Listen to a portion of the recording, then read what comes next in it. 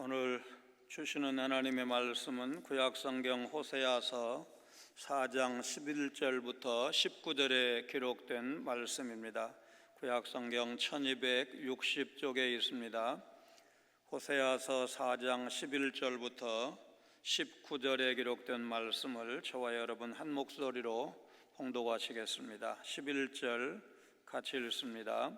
음행과 묵은 포도주와 새 포도주가 마음을 빼앗느니라. 내 백성이 나무에게 묻고 그 막대기는 그들에게 고하나니 이는 그들이 음란한 마음에 미혹되어 하나님을 버리고 음행하였음이니라. 그들이 산 꼭대기에서 제사를 드리며 작은 산 위에서 분향하되 참나무와 버드나무와 상수리나무 아래에서 하니 이는 그 나무 그늘이 좋음이라. 이러므로 너희 딸들은 음행하며 너희 며느리들은 간음을 행하는도다. 너희 딸들이 음행하며 너희 며느리들이 간음하여도 내가 벌하지 아니하리니 이는 남자들도 창기와 함께 나가며 음부와 함께 희생을 드림이니라. 깨닫지 못하는 백성은 망하리라. 이스라엘아, 너는 음행하여도 유다는 죄를 범하지 못하게 할 것이라. 너희는 길갈로 가지 말며 베다엔으로 올라가지 말며 여호와의 사심을 두고 맹세하지 말지어다. 이스라엘은 완강한 암소처럼 완강하니 이제 여호와께서 어린 양을 넓은 들에서 먹임같이 그들을 먹이시겠느냐. 에브라임이 우상과 연합하였으니 버려두라. 그들이 마시기를 다하고는 이어서 음행하였으며 그들은 부끄러운 일을 좋아하느니라. 바람이 그 날개로 그를 쌌나니 그들이 그 제물로 말미암아 부끄러운 일을 당하리라. 아멘. 12절에서 북이스라엘은 하나님을 버렸습니다. 17절에 보니까 이스라엘을 하나님 역시 버리셨습니다. 타락한 북이스라엘의 실상을 보면서 우리의 신앙을 점검해보는 그런 시간이 될 수 있기를 바랍니다.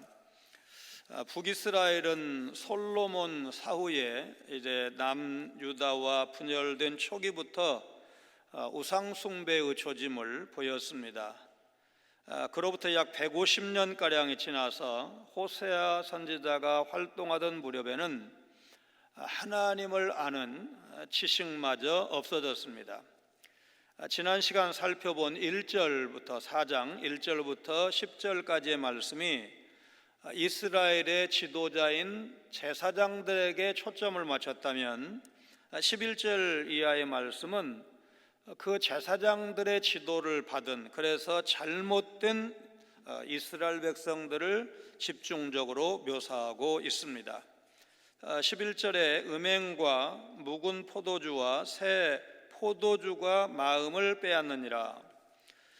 이스라엘 백성이 탐닉한 바알신 숭배에는 포도주에 취한 후에 예식이 거행된 것으로 보입니다. 취한 상태에서 행하는 음란 예식이 뒤따랐고 취중에 예배의 명분으로, 제사의 명분으로 행해지는 음행이 북이스라엘 백성들의 마음을 빼앗아 갔습니다. 2장 8절에 의하면 새 포도주는 여호와께서 이스라엘 백성에게 주신 것이었습니다. 그런데 백성들은 하나님께서 주신 선물을 바알을 숭배하는 데 썼습니다. 남편이신 여호와를 온전히 인정하는 백성에게 하나님은 새 포도주를 제거하시겠다. 새 포도주 자체는 나쁜 것이 아닙니다. 새 포도주는 하나님이 주신 선물 가운데 하나입니다. 그런데 하나님이 주신 이 선물을 우상 숭배에 사용했다면 그것은 하나님이 벌을 내리실 사안입니다. 백성의 음주와 종교 예식에 따른 음행은 그들의 지도자인 제사장들이 동일한 악을 범했기 때문에 백성들도 그렇게 한 것입니다.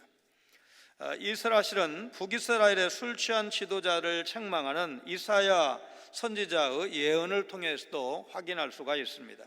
이사야서 28장 7절에 제사장과 선지자가 독주를 마시고 비틀거렸다고 했고, 백성 역시 포도주에 취해서 옆걸음 쳤다. 이제 술을 많이 마시면 그렇게 되죠. 술과 음행에 찌든 우상 숭배는 하나님의 형상을 가진 인간이 나무에게 굽실거리는 사태까지 이르렀습니다. 12절, 내 백성이 나무에게 묻고 그 막대기는 그들에게 고하나니 이는 그들이 음란한 마음에 미혹되어 하나님을 버리고 음행하였음이니라. 나무나 막대기, 말할 수 없는 피조물에 불과한데 더러운 영들이 마치 나무로 만든 조형물을 통해서 우상에 직접 응답하는 것처럼 속였습니다. 하나님은 이런 종류의 우상 숭배를 통해서 귀신에게 묻는 자들에게 음란한 영, 우리 지금 성경에는 음란한 마음이라고 표현됐는데, 현혹되어서 하나님을 버리고 음행한다 책망을 하십니다. 유다에서도 여호와의 말씀을 듣지 못하는 어두운 시대에 이사야서 8장 19절의 증언처럼 신접한 자와 마술사에게 물었다고 했습니다. 11절의 마음, 그리고 12절의 음란한 마음, 인간의 영적인 모든 지정의 활동은 오직 마음을 통해서 이루어집니다. 우리는 마음으로 하나님을 섬길 뿐만 아니라 하나님을 두려워하기도 하고, 너는 마음을 다하여 여호와를 신뢰하고 내 명철을 의지하지 말라, 마음으로 하나님을 의지하기도 하고 마음으로 하나님께 충성을 하기도 합니다. 반대로 마음은 이집트의 바로왕이 그랬던 것처럼 완악해질 수도 있고, 또 신명기 10장 16절에 기록된 것처럼 마음의 할례를 받아 부러워지기도 합니다. 이 마음은 부패해지기도 하고 순결해지기도 합니다. 그렇다면 사람이 그 마음을 어디에 두느냐에 따라서 그의 신앙 상태, 도덕 상태가 결정이 된다고 보면 옳을 것입니다. 그래서 신명기 6장 5절은 우리에게 마음과 뜻과 힘을 다하여 하나님을 사랑하라고 말씀하고 있습니다. 예수님께서도 복음서를 보면 마음의 범죄, 속으로 이제 음흉한 마음을 품고 음욕을 품고 형제를 미워하고, 이것을 실제로 간음한 거하고 살인한 거하고 동일하게 이제 취급을 하시는 것을 보여주셨습니다. 그러니까 마음이 청결한 자가 복이 있다는 사실을 예수님이 산상보훈에서 강조를 하셨습니다. 이사야서 44장 15절에 이 나무는 사람이 땔감을 삶는 것이거늘 그가 그것을 가지고 자기 몸을 덮게도 하고 불을 피워 떡을 굽기도 하고 신상을 만들어 경배하며 우상을 만들고 그 앞에 엎드리기도 하는구나 하신 말씀대로 본문 12절의 나무는 우상을 만든 재료를 말합니다. 바벨론은 이런 나무로 만든 우상의 본거지였고, 이사야서 44장 17절을 보면 사람들은 나무로 자기의 우상을 만들고 그 앞에 엎드려서 너는 나의 신이니 나를 구원하라, 지가 맴돌아 놓고 그 앞에 절을 하면서 너는 나의 신이니 나를 구원하라, 그렇게 기도했다고 이사야 선지자는 기록하고 있습니다. 막대기는 점을 치기 위해 사용한 도구였을 것이고, 그들의 막대기가 그들에게 고한다는 표현은 막대기를 이용해서 점을 치는 자에게 더러운 영이 응답하는 상황을 묘사한 것으로 보입니다. 나무를 향해서 묻고 막대기로 고하게 한다. 이제 북이스라엘이 완전히 지적인 능력, 지각을 잃어버린 것을 말합니다. 나중에 남쪽 유다도 그 길을 잃어버린 것은 별로 다르지 않습니다. 예레미야 2장 27절에 보면 그들이 나무를 향하여 너는 나의 아버지라 하며 돌을 향하여 너는 나를 낳았다 하고 그들의 등을 네개로 돌리고 그들의 얼굴은 네개로 향하지 아니하다가 그들이 환난을 당할 때는 이르기를 일어나 우리를 구원하소서 하리라. 여러분, 이게 농담이 아니라면 미친 거 아닙니까? 나무를 향해서 너는 나의 아버지다, 돌을 향해서 네가 나를 낳았다. 이거 정말 제정신 아닌 거죠. 하박국 2장 19절에도 나무에게 깨라 하며 말하지 못하는 돌에게 일어나라 하는 자에게 화 있을진저 그것이 교훈을 베풀겠느냐. 보라, 이는 금과 은으로 입힌 것인즉 그 속에는 생기가 도무지 없느니라. 어리석은 그들의 행동을 탄식했습니다. 북이스라엘이 그렇게까지 타락한 것은 저희가 허탄한 마음, 그 음란한 마음에 미혹되었기 때문이었습니다. 13절 전반절 말씀은 이스라엘 백성이 이교도적인 우상 숭배와 제사 의식을 거행한 사실을 나타냅니다. 산 꼭대기는 아마도 하늘과 신을 가까이 하기에 적합한 장소라고 생각하기 때문이었던 듯 보이고, 작은 산 역시 동일한 이유로 분향의 장소가 되었을 것입니다. 그들이 산 꼭대기에서 제사를 드리며 작은 산 위에서 분향하되 참나무와 버드나무와 상수리나무 아래에 사니 이는 그 나무 그늘이 좋음이라. 13절은 타락한 바알신과 아스타레아의 우상 숭배와 그것들을 섬기는 자들의 도덕적 타락이 어떻게 연결되어 있음을 밝히고 있는데, 그들이 우상 종교에 빠지면 빠질수록 그들의 도덕적인 타락도 극심해졌습니다. 이런 남녀의 타락상은 이제 14절 하반절에 더욱 분명하게 드러나 있습니다. 자, 그들이 산 꼭대기에서 제사 드리기를 좋아했다고 했는데, 산 꼭대기는 산 위에 올라가면 아무래도 이제 잡다한 것이 별로 보이지 않고 하늘이 잘 보이겠죠. 하늘에 가까운 곳으로 생각을 했고, 그래서 신과 교통하기에 좋은 곳이라고 생각을 했을 것입니다.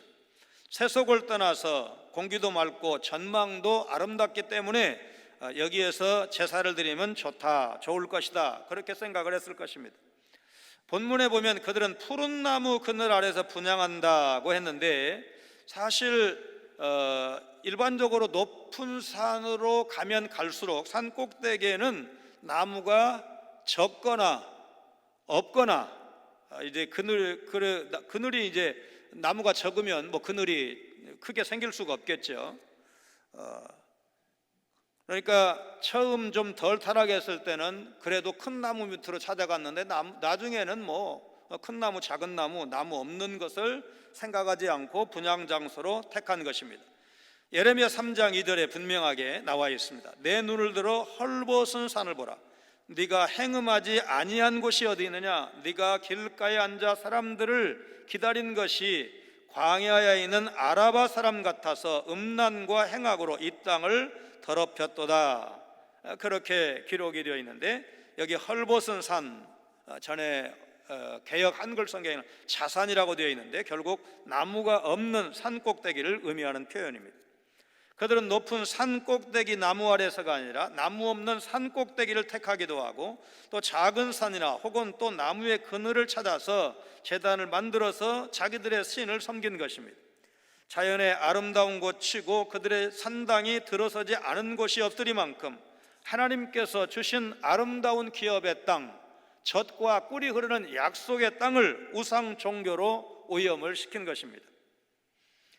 영국의 의사 출신 복음주의 설교자로 명성이 높은 마틴 로이드 존스 목사는 오늘날 교회의 모든 문제와 세상의 대부분의 문제들이 성경의 권위에서 벗어나기 때문이라는 것은 의심의 여지가 없다는 말을 한 적이 있습니다. 이 마틴 로이드 존스 목사님이 1953년에 국제 장로교 신앙과 실천 회의에서 하신 설교 중 일부입니다. 하나님께서 우리가 하나님 옆에 둔 우상을 무기 삼아 계획하고 뜻을 세우는 것을 언제나 흩어 놓으신 사실을 지적했습니다. 1912년에 어느 날 아주 유명한 배가 대서양에서 침몰했다는 기사를 읽으며 전 세계가 경악한 적이 있습니다. 그 배는 특별한 배라고 알려져 있었고 이름은 타이타닉이었습니다. 그 배는 침몰하지 않는 배라고들 했습니다. 어느 주일 오후 이 침몰하지 않는 배가 대서양을 횡단하고 있었습니다. 그때 주변에 빙산이 있다는 보고가 들어오기 시작했습니다. 그러나 침몰하지 않는 배에게 한낱 빙산이 무슨 장애물이란 말입니까? 배는 증기를 뿜으며 계속 전진했습니다. 그런데 배가 빙산에 충돌했습니다. 곧이어 끔찍한 인명 피해를 내며 침몰했습니다. 제 생각에는 이 모든 일에 한 가지 설명만 가능합니다. 하나님이 우리 삶을 뒤흔들리고 계신다는 것입니다. 그분은 우리를 간섭하십니다. 그분은 우리를 방해하십니다. 그분은 우리로 하여금 당황하게 하십니다. 하나님은 다른 어떤 신과도 나란히 놓이시는 분이 아닙니다. 파시즘의 신이나 나치즘의 신, 공산주의나 다른 어떤 정치적인 신념을 신으로 삼을지라도 하나님은 분명 그것들을 파괴하실 것입니다. 남편을, 자녀를, 지식을 여러분 인생에 있어서 그 어떤 것이라도 여러분의 신으로 삼아 하나님 옆에 둔다면 하나님은 분명 그것을 파괴하실 것입니다. 북이스라엘 땅에는 온갖 우상 숭배와 음행이 난무했습니다. 백성은 음행과 포도주의 마음을 빼앗겼고 한낱 나무나 막대기를 신으로 삼고 산꼭대기건 나무 그늘이건 장소를 가리지 않고 제단을 만들어서 우상 종교를 섬겼습니다. 하나님께서 가장 싫어하시고 가증스럽게 여기는 우상을 열렬히 숭배함으로 이스라엘은 하나님의 심판을 면할 수 없게 되었습니다. 하나님을 떠나 죄에 빠진 백성에게는 멸망이 있을 뿐이라는 사실, 성경은 죄의 삭선, 사망이라고 분명하게 선언하셨기 때문입니다. 가나안의 이교 제사에는 육체적 음란의식이 동반되었습니다. 바알과 아세라에게 제사를 지내고 난 뒤에 성전, 창기들과 성행위를 하는 것이 그들의 제사의식의 일부였기 때문입니다. 이렇게 종교적으로 타락하면 도덕적인 타락으로 이어질 수밖에 없습니다. 마음이 타락하면 몸의 타락으로 이어진다는 사실을 보여주는 신뢰라고 할 것입니다. 13절 하반절입니다. 이러므로 너희 딸들은 음행하며 너희 며느리들은 간음을 행하는도다. 앞에서 살펴본 바와 같이 백성들이 나무 그늘이 아름다워서 행음하는 것이 유일한 이유는 아닙니다. 그들은 오히려 우상 숭배의 타락한 제사의식 때문에 음행을 행했던 것입니다. 이것은 열왕기상 14장 23절 24절에 이는 그들도 산 위에와 모든 푸른 나무 아래에 산당과 우상과 아세라상을 세웠습니다. 그 땅에 또 남색하는 자가 있었고 여호와께서 이스라엘 자손 앞에서 쫓아내신 국민의 모든 가증한 일을 무리가 본받아 행하였더라. 우상 숭배, 남녀의 행음과 밀접하게 연관되어 있음을 보여주고 있습니다. 사실 가나안과 바벨론의 우상 숭배는 그 의식 자체가 음행과 연결되어 있었습니다. 14절 말씀은 딸들과 며느리들의 그 행음은 죄가 되지 않는다, 그런 뜻이 아닙니다. 14절 말씀입니다. 너희 딸들이 음행하며 너희 며느리들이 간음하여도 내가 벌하지 아니하리니 이는 남자들도 창기와 함께 나가며 음부와 함께 희생을 드림이니라. 깨닫지 못하는 백성은 망하리라. 딸들과 며느리들도 하나님의 징벌에서 제외되지 못합니다. 다만 이 딸들과 며느리들의 죄악보다 그 남편, 그 아버지의 죄악이 더 크기 때문에 더 이상 그들을 징계함으로써 회개하고 돌아오도록 하지 않겠다는 의미입니다. 로마서 1장 24절 말씀에서 백성들의 죄악이 이제 극에 달해서 그냥 제멋대로 행하도록 내버려 두겠다는 그런 뜻입니다. 이것은 여호와의 임재가 이스라엘로부터 떠났음을 뜻하는 것이고 동시에 그 백성은 전적인 파멸에 떨어졌다는 사실을 시사하는 말씀입니다. 남자들도 창기와 함께 나간다. 여기서 저희들, 그 말하자면 남자들이 저희들인데 여자들의 남편과 그 아비들을 가리킵니다. 나간다, 이 말은 창기와 홀로 있기 위해서 다른 사람과 떨어져 있는 것을 표현한 것입니다. 이 창기는 아스다롯을 섬기기 위해서 신전에 바쳐진 방탕한 여자를 말합니다. 남자들은 우상 숭배 참여해서 이런 음부들과 함께 부끄럼 없이 음행에 빠졌던 것입니다.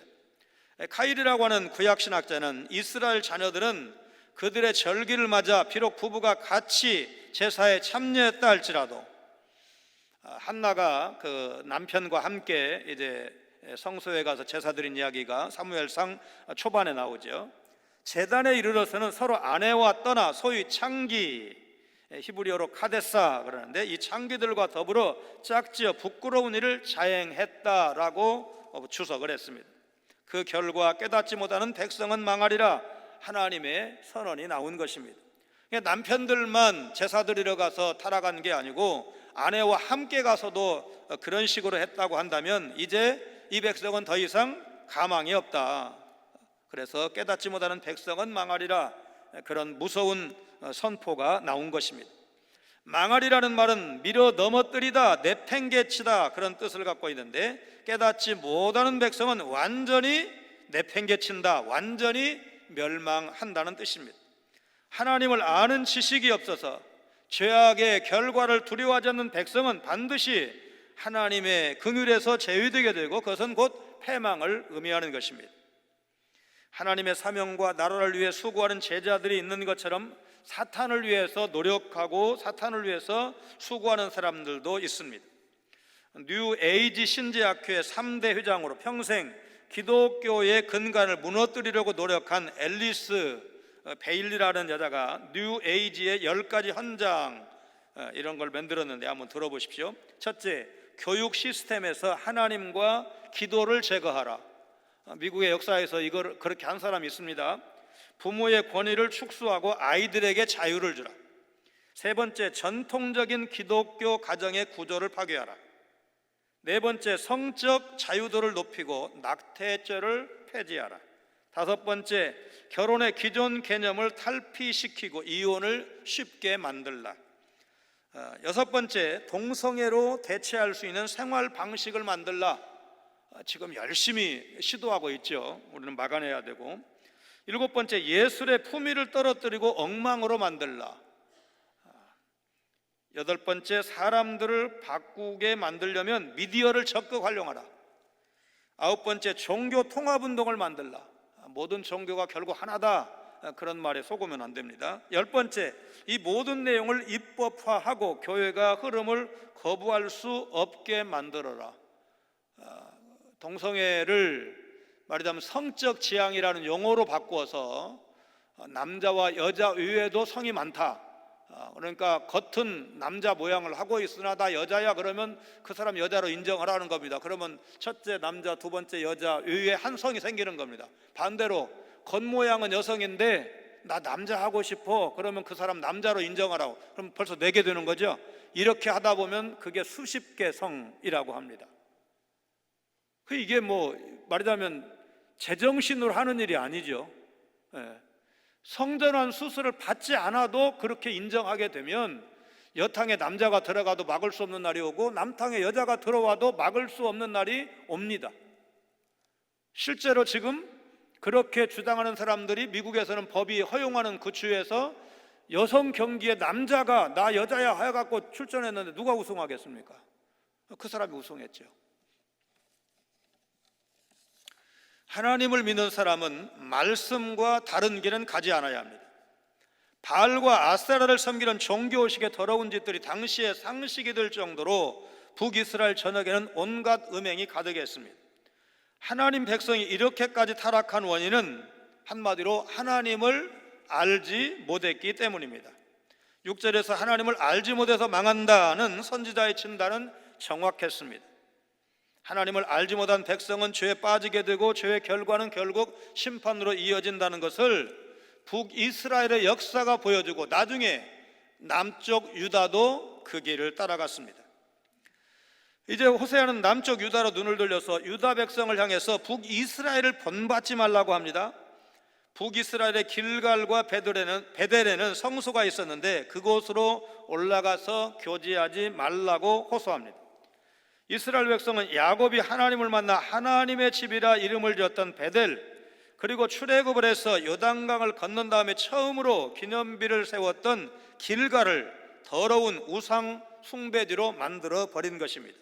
15절로 17절입니다. 이스라엘아, 너는 음행하여도 유다는 죄를 범하지 못하게 할 것이라.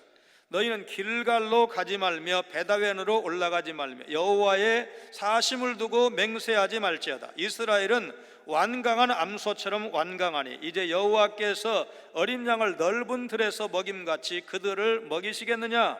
에브라임이 우상과 연합하였으니 버려두라. 길갈은 우리가 여호수아 강해할 때 이미 살펴본 바와 같이 이스라엘 백성이 요단강을 건넌 뒤에 진을 쳤던 장소입니다. 그런데 역설적이게도 하나님의 임재와 능력을 기념했던 이 길갈이 오늘 호세아서에 보면 이스라엘의 모든 죄악이 행해진 것이고 12장 11절에 가면 우상에게 예배하는 것이 되어버렸습니다. 죄악의 집이라는 뜻의 베다웬은 야곱이 하나님을 만난 후에 하나님의 집이라는 뜻으로 이름을 지었던 베델을 떠올리게 합니다.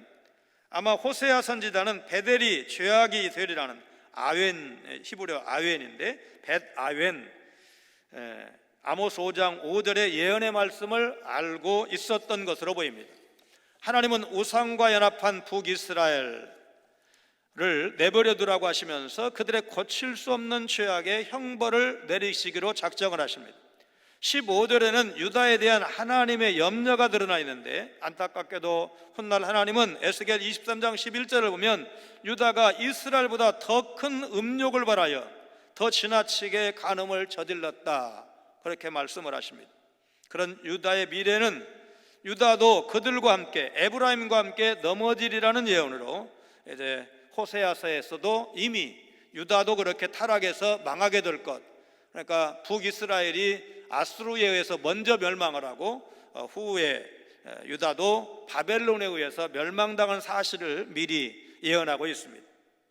자, 18절 또 19절 말씀을 보면 그들이 마시기를 다하고는 이어서 음행하였으며 그들은 부끄러운 일을 좋아하느니라. 바람이 그 날개로 그를 쌌나니 그들이 그 재물로 말미암아 부끄러운 일을 당하리라. 음행이 이제 계속 반복 사용되는 것은 음란한 제사 중에 백성이 독주를 마셨고 그 위에 이어서 음행하였고 또 좋아했다, 그 음행하는 것을 좋아했다, 심하게 음행했고 계속 사랑했다, 계속 사랑했다는 것은 음행을 사랑했다는 말입니다. 바람이 그 날개로 그를 쌌다. 이 바람은 백성으로 하여금 하나님을 버리고 음행하게 한 음란한 마음, 음란한 영과 연결이 됩니다. 바람이 그 날개로 그를 쌌다, 음란한 영이 그녀의 치마들을 휘감았다, 그렇게 번역할 수가 있습니다. 그렇다면 이 말씀은 북이스라엘이 음란한 영에게 완전히 사로잡혀서 여성들, 우리 오늘 현대의 여성들을 말하는 게 아니죠. 이건 지금 영적으로 이스라엘 혹은 유다를 말하는 건데 치마들을 휘감았다, 음행에 완전히 사로잡힌 사실을 그렇게 묘사를 했습니다. 민수기 25장 1절 이하를 보면 이스라엘 백성들은 일찍이 발람의 계획에 따라서 바알볼에서 음란죄로 말미암아 하루에 24,000명이 죽었던 정말 엄청난 거죠. 음란, 성적인 일탈, 그거를 하나님이 하루에 24,000명이 죽는 벌로 치셨다면 그 얼마나 굉장한 겁니까? 그런데 그 충격이 몇백 년 지나면 잊어버리는 겁니다. 유능한 재판관이 있었습니다. 하루는 후배 재판관들에게 밀감, 감귤을 선물로 주겠다고 집으로 초대했습니다. 사람 숫자에 맞춰서 밀감을 자루에 나눠 담던 이 선배 판사가 갑자기 하인에게 화를 냈습니다. 내가 분명히 밀감을 사람 수에 맞춰서 세워놨는데 하나가 부족하다, 혹시 네가 먹은 것 아니냐? 하인은 벌벌 떨면서 자신은 결코 손을 대지 않았다고 말했지만 판사는 분을 참지 못하고 달궈진 인두와 뜨거운 물을 가져왔습니다. 시뻘건 인두를 보고 겁에 질린 하인은 무릎을 꿇고 사실 자신이 밀감을 먹었다고 자백을 했습니다. 범인을 순식간에 찾아낸 모습에 후배 판사들이 탄복하고 있을 때 선배가 주머니에서 밀감을 하나 꺼내면서 말했습니다. 하인은 고문이 두려워 거짓으로 자백한 것입니다. 고문으로 없는 죄를 뒤집어 쓴 사람은 얼마나 원통하겠습니까? 고문으로 자백을 받아내는 무능한 재판관은 절대로 되지 마십시오. 이 일화는 밀감의 교훈이라는 제목으로 전해지면서 악습인 고문을 멈추는데 큰 공헌을 했다고 합니다. 세상 사람들이 모두가 옳다고 해도, 불가피하다고 말해도 아닌 것은 아니라고, 성경이 그만 일은 하지 않아야 된다고 말하는 사람이 우리 믿는 사람이어야 합니다. 아멘 안 하시면 앞에 얘기한 거 다시 해야 됩니다. 여러분, 동성연애가 성경이 그만은 아주 범죄 중에 범죄인데 성경이 하지 말라고 그랬으니까 우리 안 해야 되는 거잖아요. 그러면 성경이 금하는 것은 아니라고, 우리는 그렇게 믿고 성경대로만 살겠다고 여러분 말할 수 있어야 하는 겁니다. 그렇게 말하지 않으면 잘못된 겁니다. 여러분, 이거는 우리 자신을 위해서, 오늘 우리 시대를 위해서도 말하자면 해야 되지만, 제가 보기에 지금 70, 80 되신 분이 동성연애 할 것 같지 않습니다. 세상이 아무리 바뀌어도. 그러면 미래의 우리 자녀들 또는 손자, 손녀들을 위해서 오늘 성경을 하나님의 말씀으로 믿는 우리가 지켜내야 됩니다. 유럽과 미국이 성경대로 믿지 않았기 때문에, 성경에서 멀어졌기 때문에, 여러분 말하자면 교회가 다 문 닫는, 술집으로, 영국에서 술집으로 바뀌고 또 무슬림들이 그것을 사서 모스크로, 그 이슬람의 말하자면 회당으로 만드는 그런 일이 벌어지고 있는데, 기독교인 비율이 기독교 국가라고 했던 그런 나라들이 5, 6%밖에 안 되는데, 지금 프랑스가 테러로 몸살을 앓고 있고, 오스트리아 빈에서도 그렇게 살기 좋고 깨끗한 나라가 테러로 몸살을 앓고 있잖아요. 여러분, 이슬람 인구가 3%가 넘으면 공공연하게 폭력을 조장을 해서 말하자면 사회를 혼란으로 이끌고, 그 와중에 말하자면 이슬람 세력을 점점 넓혀가는 것이 그 사람들의 전략 중에 하나입니다. 그러니까 지금 우리나라도 자유민주주의 국가이기 때문에 이슬람 신앙을 막지 않습니다. 법으로는 강제할 수가 없어요. 그러면은 여러분, 이슬람 사람들이 한국에 근로자로 올 때 근로자로 오는 것이 목적인지 이슬람을 전파하기 위해서 오는 것이 목적인지는 적어도 좀 이렇게 분간을 좀 해야 될 거 아닙니까? 일본과 대만은 그렇게 하고 있다고 합니다. 끝까지 추적을 한대요. 그러니까 말하자면 근로자로 들어온 사람이 포교를 하면 추방을 시켜버리는 거예요. 이슬람을 전파하지 못하도록 하는 거예요. 물론 이제 처음부터 이슬람을 전파하겠다고 들어온다고 그러면 얘기가 달라지겠죠. 그러니까 근로자로 속이고 들어오는 건 안 된다고 말이에요. 근데 지금 외국인 근로자들 수 중에서 상당한 수가 이슬람권에서 왔다는 것을 생각을 하면, 우리도 이게 지금 이슬람 신자 계속 늘어나고 있잖아요. 우리가 중동에서 석유를 수입해 와야 되고, 또 그 다음에 이제 건설 회사들이 진출을 해가지고 상당한 부를 중동에서 우리가 축적한 것이 사실입니다. 그러니까 말하자면 종교를 좀 떠나서 사업은 어쩔 수 없다, 석유 수입해 오는 건 어쩔 수 없다고 해도 석유를 사오면서 이슬람까지 들어오게 하는 것은 안 해야 된다고 합니다. 왜냐하면 미래에 이슬람화 되면서 그 과정에서 얼마나 많은 희생을 치러야 되고, 나이지리아가 그걸 보여주고 있잖아요. 나이지리아가 12개 주인데 6개 주는 기독교가 우세하고 6개 주는 이슬람이 우세합니다. 그러니까 나이지리아 기독교 비율이 상당히 높은 나라인데 번번이 이슬람한테 당하는 거예요. 말하자면 기독교는 폭력을 조장하지 않잖아요. 이슬람들이 폭력으로 우리를 괴롭히니까 우리도 무장하자, 우리도 이슬람을 응징하자, 이렇게 가르치지 않는단 말이에요. 근데 이슬람은 그러지 않잖아요. 그러니까 나이지리아가 지금 그 세력으로 봐가지고 지금 팽팽하게 하고 있는데, 이번에 트럼프 대통령이 나이지리아의 기독교인들이 자기 반드시 기독교를 지키려면, 이슬람으로부터 막아내려면 트럼프를 지지해야 된다, 그 얘기한 거를 이제 이렇게 트위터에 올려가지고 뉴스 화면에서 우리 한국에서도 그걸 보여줬는데, 그렇게 그분들한테는 아주 절체절명의 말하자면 기독교를 지키는 거, 생명을 지키는 거예요. 그러니까 지금 말하자면 기독교가 이슬람과 비교할 수 없을 만큼 훨씬 더 세력이 클 때 우리가 정신을 바짝 차려야 이슬람의 침투를 막아낼 수가 있고, 말하자면 도덕적으로 허물어지는 걸 막을 수가 있고, 우리 자녀들이 동성연애에 빠지는 걸 막을 수가 있고, 여러분 건전한 기독교 가치관 혹은 기독교 가치관이 아니라고 해도 여러분 가정을 아까 소중하게 생각하고 유지해야 될 거 아닙니까? 여러분, 이 나쁜 사람이 누구라고는 말하지 않겠어요? 이 나쁜 사람들이 나쁜 법을 만들어 가지고 결국은 교회를 헐고 가정을 헐고 학교도 그거 난장판이라고 그렇게 하면 모르겠어요. 정말 난장판을 만들려고 하는 거 아닙니까? 학교에서 동성연애를 가르쳐야 되는데 요전에 말씀 나가지고 거둬들인 것 중에 뭡니까? 덴마크인가요? 거기에서 오래전에 썼던 그 교과서를 그대로 수입을 해서 말하자면 학교에다 비치해갖고 아이들이 볼 수 있도록 하자. 그리고 선생님들이 적절하게 지도하자. 그런데 거기에 보면은 동성애 성행위를 하는 것도 거기에 그림이 나와 있는데, 말하자면 어른들이 보기에도 좀 아이고 좀 민망하네 이거 보기가. 그런 걸 애들한테 보여주고 가르쳐줘야 됩니까?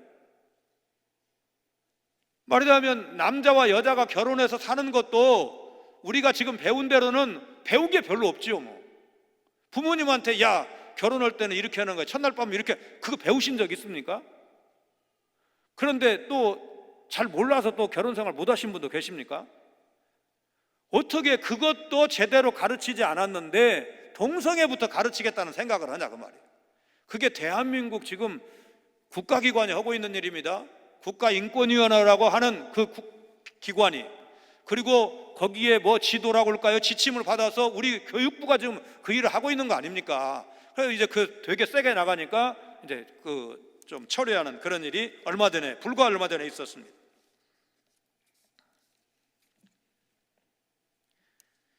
여호와를 바로 우리가 알지 못하면 신앙생활이 어떻게 되는가는 북이스라엘이 보여줬고 나중에 남쪽 유다도 결국 그 길을 갔습니다. 그래서 우리는 하나님이 좋아하시는 것이 무엇인가, 하나님께서 기뻐하시는 것이 무엇인가, 또 하나님이 싫어하시는 것, 싫어하시는 일 계속했더니 하나님이 나중에 이스라엘을 어떻게 하셨는지, 유다를 어떻게 하셨는지를 우리가 기억을 해야 됩니다. 최소한 적극적으로 우리가 선을 행하는 것이 쉽지가 않다 이렇게 보면 악은 행하지 않아야 될 거 아니에요. 악은 하나님이 절대로 가만두지 않은 소돔성의 멸망 원인이 뭡니까? 소돔과 고모라의 멸망은 여러분 동성연애 빼놓고 다른 걸로 설명할 수 있습니까? 롯이 그 동성연애만큼은 나쁘기 때문에 오죽하면 내 딸들을 내줄 테니까 제발 그러지 말라고 말했는데도 그 사람들이 그 말을 듣지 않았어요. 소돔성 사람들이. 그 결과가 어떻게 됐습니까? 유황불로 소돔성을 멸해버렸습니다. 그러면 이제 그건 부분적인 심판이잖아요. 소돔이라는 곳을 심판하신 거잖아요. 그러나 그 심판은 우주적 심판의 단초 또는 사인이라고 보면 좋습니다. 앞으로 하나님이 우리가 하나님 앞에 범죄하면, 하나님의 거룩한 뜻을 순종하지 않으면 어떻게 심판하실 것인가에 대해서 구약에서 한번 보여주신 것이다. 그리고 지금 요한계시록을 계속해서 강의하고 있는데 요한계시록을 통해서 앞으로 그 심판이 어떻게 전개될 것인가를 지금 보여주고 있습니다. 차츰차츰 살펴보고 있습니다.